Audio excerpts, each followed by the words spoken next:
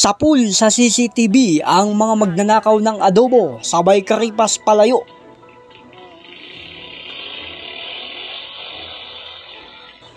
Makikita ang pagdating ng apat na lalaking ito na sakay ng dalawang motorsiklo nitong madaling araw.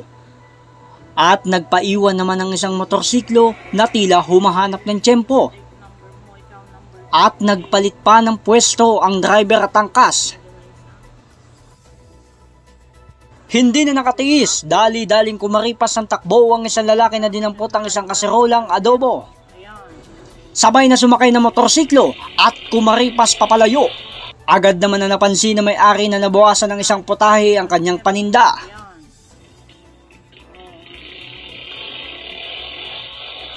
Agad naman niyang tinignan ang CCTV.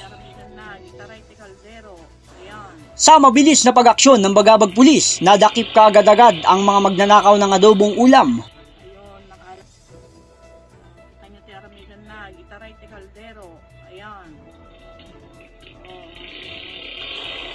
J. Martin, JKRS News and Public Affairs.